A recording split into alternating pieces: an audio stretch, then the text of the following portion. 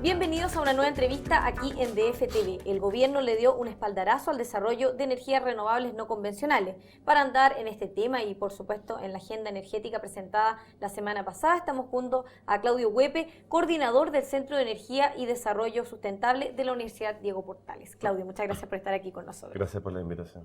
A grandes rasgos, ¿qué te pareció la agenda energética que conocimos durante la semana pasada? Bueno, la agenda energética es un avance muy significativo con respecto a lo que estábamos. Sin embargo, también hay que decir que lo que estábamos previamente, digamos, lo que fue el desarrollo de política energética de los 4 años del gobierno anterior, fue bastante precario, por decirlo de alguna manera. Entonces, es un avance significativo de todas maneras, pero hay mucho camino por recorrer aún. Se necesitaba en el fondo tener algo en que basarse, por lo menos ahora tenemos un trayecto, si bien seguramente deben quedar cosas pendientes, pero ya por lo menos es un avance. Es un avance significativo en ese sentido, tiene varias iniciativas que son muy importantes, pero también hay que tener en cuenta que también tiene un poco de todo. Entonces, claro, hasta este momento tenemos hartas cosas, digamos, tenemos muchas ideas y muchos proyectos, pero las políticas no se arman a partir de un conjunto de medidas o de iniciativas, se arman por la coherencia en las cuales estas generan, y por lo tanto un conjunto de medidas, así como así, pueden estar muy bien, así como en principio, pero hay que ver todavía. Y cómo se implementan también.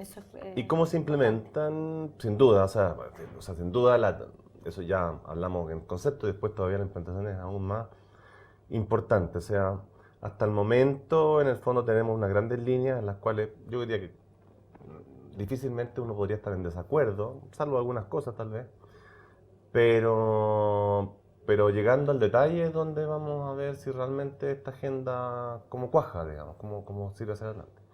Y ahí podríamos mencionar que hay temas que son de repente un poco contradictorios. Lo que se menciona en el fondo en el tema de querer bajar los costos de la energía. Bajar las tarifas, uno de los principales bajar las tarifas objetivos. como uno de los principales objetivos. Y sin embargo la reforma tributaria aplica impuestos verdes. Aplica impuestos que por la naturaleza del mercado al cual se lo están imponiendo y por la naturaleza del esquema en Chile, no por un problema con los impuestos verdes en general, va a llevar a un probable encarecimiento de la energía. Entonces, por una parte estamos bajando, por otro lado estamos subiendo.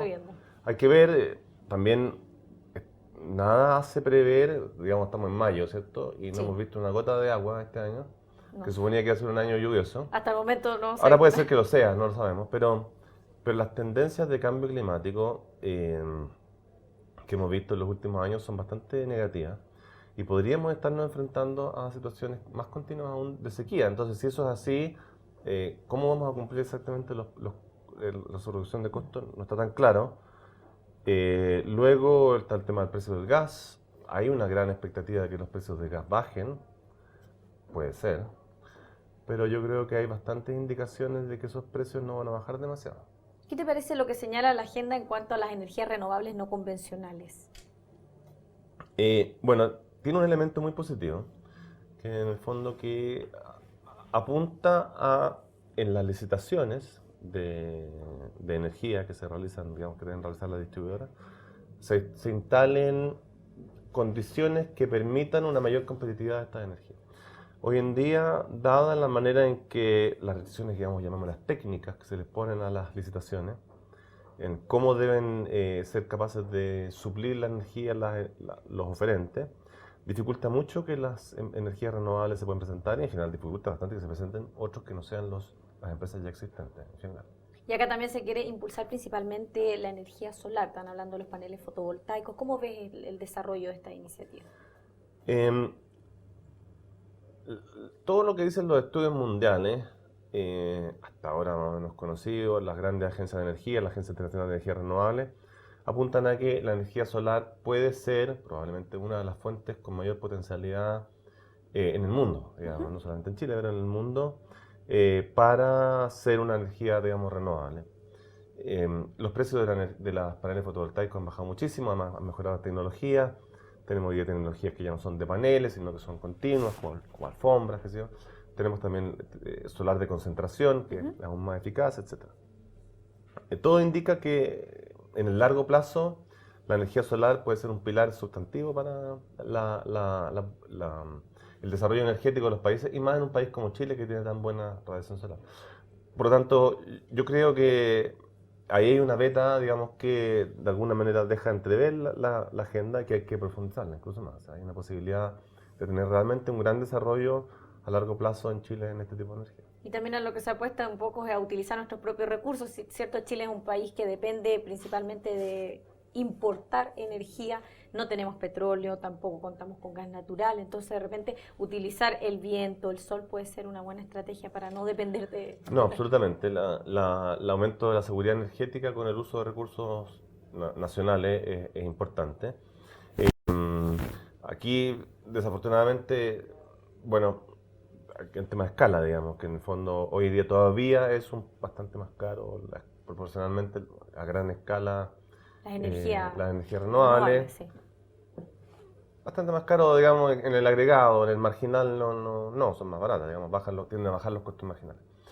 Pero sí, ahí hay un punto importante, sumamente importante en la agenda, en el sentido de que se favorece, pero como digo, hay que mirar esto integralmente, es decir, manteniéndonos por sobre $100, digamos, megawatt-hora, con el costo marginal no hay mayor problema entre las energías renovables. Si por las mismas energías renovables empezamos a bajar ese costo marginal y sin cambiar el sistema de tarificación, ya se hace mucho más difícil para las energías comenzar a competir. Entonces hay un proceso de coherencia que es necesario mirar cuando se hacen estas políticas. No basta el enumerar cosas, digamos. Pero Claudio, de todas maneras es importante que se aumente la cantidad de actores, que haya más energías renovables para no depender de tal manera de energías, o sea, de productos con los cuales no contamos en el país. Por supuesto, o sea, eso sin duda que es un beneficio. Yo creo que nadie está en desacuerdo con eso. Yo creo que ese es un principio básico en el cual, en la medida en que tengamos energías relativamente razonables económicamente, que sean propias, digamos, que nosotros podamos mantener, es sumamente importante, digamos, ese desarrollo y un beneficio. Tenemos nosotros una ley, por lo demás, que hay que cumplir, que es la ley 2025, digamos. Admite no cumplimiento porque admite la posibilidad de pagar una multa, pero el objetivo sería que se cumpliera esa meta. De todas maneras, pero tú me decías que también en países desarrollados pasa que dependen de energía externa, como el caso de Japón. Claro, lo que pasa es que en estas cosas la seguridad energética está muy vinculada a temas económicos, por cierto, temas de recursos, temas técnicos, pero también temas políticos. Entonces hay países como Japón que tienen una cierta seguridad energética, pero amarrada no tanto a su disposición de recursos, sino más bien a sus vínculos estratégicos con grandes países. O sea, para ver lo que va a pasar con energías renovables no convencionales, vamos a tener que ver cómo se va implementando esta agenda con el paso del tiempo. Tendremos que ver si las cosas se dan. Yo creo que hay varias medidas que son muy positivas. Hay otras que no sé si tanto, por ejemplo, los paneles solares térmicos. Mi opinión es que en general hay que ser cuidadoso. No tengo información estadística, tengo alguna información anecdótica sobre el tema, de que han tenido problemas, de que resultan problemáticos sobre todo en los sectores de más bajos recursos. Hay que tener un poco cuidado. O sea, no es... digo, esto es un gran desarrollo, en el papel es fantástico y si lo logramos muy bien, pero la implementación es clave. O sea, es decir, aquí hay dos claves que faltan todavía en la agenda. Uno, la coherencia y segundo, el proceso de implementación.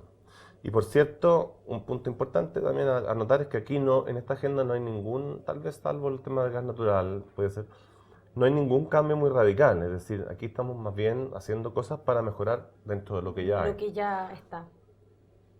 ¿Hay alguna discusión sobre si con lo que tenemos como estructura regulatoria, institucional y marco podemos ir mucho más allá de lo que tenemos ahora? Eso es lo que vamos un poco a probar con esta agenda. Yo apostaría que hay que trabajar un poco más en la coherencia de todas las medidas antes de poder tener una opinión más clara sobre lo que va a pasar. Claro, lo que me comentabas tú de los paneles térmicos, el problema en los sectores bajos que de repente arreglarlos puede ser muy caro y a lo mejor por eso les conviene utilizar un calefón, por ejemplo. Claro, puede ser mucho más simple, digamos, más finalmente más barato. Más barato. En la práctica, el tema de los cables fue un poco, hay un tema de mantención, de espacio, digamos, las dificultades técnicas, de que en el fondo también, como sabemos cómo funcionan las cosas, digamos, muchas veces un calefón lo arregla cualquiera, no debería, pero Claro. lo puede hacer, ante cosas menores, digamos, eventualmente. Hoy día es un poco más difícil, son un poco más sofisticados. Pero, pero claro, en el tema de los paneles solares, de repente no es tan así. Yo creo que aquí, tal vez, en el caso de la ley de eficiencia energética, es donde puede ser un poco más fuerte la agenda, porque, perdón, en el caso del tema de eficiencia energética, porque hay, por ejemplo, la elección de una ley. Ujú. Y yo pienso que en este tipo de temas no hay que tenerle miedo a veces a poner cosas a normas, exigencias.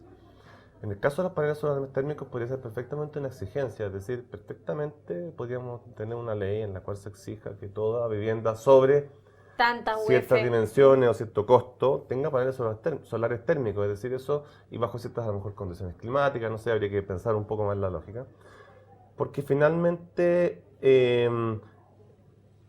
es como una norma que nos beneficia a todos, que al momento de la construcción agrega de poco, desde el punto de vista costo, y se paga en todos los años. Y el esquema chileno, que es un poco funcional a una manera de construir con las constructoras, etc. Claro, las constructoras pueden estar felices con eso, pero no sé si es funcional necesariamente, digamos, a los usuarios. Eso hay que estudiarlo un Habría poco que más. estudiarlo un poco Hay que más. estudiarlo un poco más. Claudio, muchas gracias por haber estado aquí con nosotros comentando la agenda energética presentada por el gobierno la semana pasada. Muchas gracias. Y a ustedes los esperamos en una siguiente entrevista aquí en DFTV.